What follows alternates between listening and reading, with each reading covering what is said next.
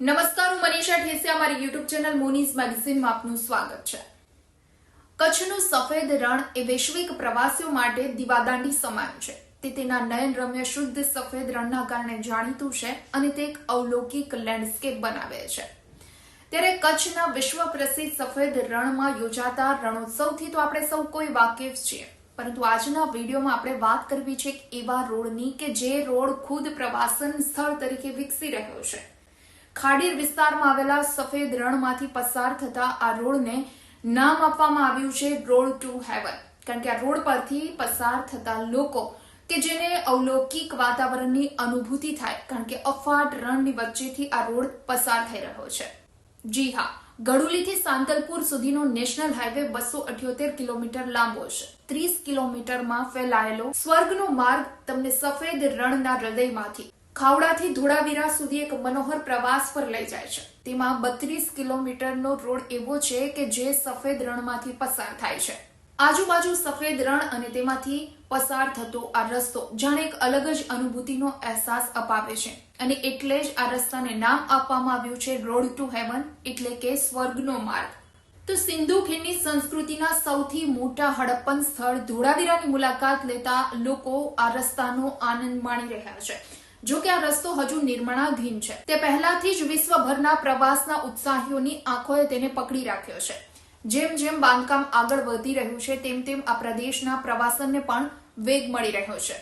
તો નિર્માણાધીન એવો આ રાષ્ટ્રીય રાજમાર્ગ જે કચ્છના પ્રવાસન સર્કિટ અને ખાસ કરી આસપાસના અંતરિયાળ વિસ્તારના વિકાસ માટે એક મહત્વપૂર્ણ માર્ગ સાબિત થવાનો છે. છેલ્લા 4 વર્ષથી તેનું કામ ચાલી રહ્યું છે, ત્યારે હવે આ રોડનું કામ પૂર્ણ થાય તેવી પ્રવાસીઓ પણ રાહ જોઈ રહ્યા છે. તો ભુજના ખાવડા ગામમાંથી પસાર થયા બાદ આ રસ્તો આગળ રણમાં થઈને પસાર થાય છે, અને અફાટ રણની વચ્ચેથી પસાર થઈ રહેલો આ રસ્તો જાણે એવી અનુભૂતિનો અહેસાસ આપણને કરાવે છે કે સફેદ રણના જાણે 2 ફાટા પડી ગયા છે. તો ચોમાસાના વરસાદ અને કચ્છના ઉત્તરીય દરિયાઈ સરહદેથી આવતા પાણીના કારણે રણમાં પૂર આવે છે, અને તે સમયે પાણી ભરેલા રણમાંથી પસાર થતા લોકો માટે આ રસ્તો જાણે પાણી અને રણ વચ્ચેનો, એટલે કે રણ અને દરિયા વચ્ચેનો તફાવત ભૂંસી નાખે છે, અને આ અહેસાસ માણવા માટે દૂર દૂરથી પ્રવાસીઓ કચ્છ સુધી પહોંચે છે. આ રસ્તાનું બાંધકામ 2019માં શરૂ થયું હતું અને હજુ બાંધકામ પૂર્ણ નથી થયું. ત્યારે ધોળાવીરાના સ્થાનિક ગ્રામજનો હજુ વધારાના 2 વર્ષનો સમય ધારે છે આ બાંધકામ પૂર્ણ થવા માટે.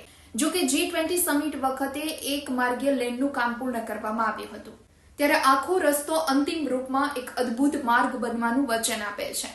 તો રોડ ટુ હેવન અને કચ્છની અદ્ભુત સુંદરતાનો અનુભવ લેવા ઈચ્છતા પ્રવાસીઓ ગમે ત્યારે રોડ ટ્રીપ લઈ શકે છે. આ દરમિયાન તેઓ રણના સમૃદ્ધ વારસા અને સંસ્કૃતિ, ધોળાવીરાનો ઇતિહાસ અને કુદરતી સંગમમાં ઉમેરો કરનારો એક માર્ગ, એટલે કે આશાસ્પદ માર્ગ, સ્વર્ગના માર્ગ તરીકે ઓળખવામાં આવે છે, તેનો પણ અનુભવ કરી શકશે. એટલે કહી શકાય કે આ રસ્તાનું કામ પૂર્ણ થયા બાદ રોડ ટુ હેવન માર્ગ ખરેખર પર્યટકો માટે હેવન બની રહે તો નવાઈ નહીં. વિડીયો પસંદ આવ્યો હોય તો લાઇક એન્ડ શેર કરવાનું ભૂલશો નહીં, અને ખાસ મારી ચેનલ મોનીઝ મેગેઝિનને આપ સબસ્ક્રાઇબ કરી લેશો. આવા જ વિડીયો સાથે ફરી મળીશું.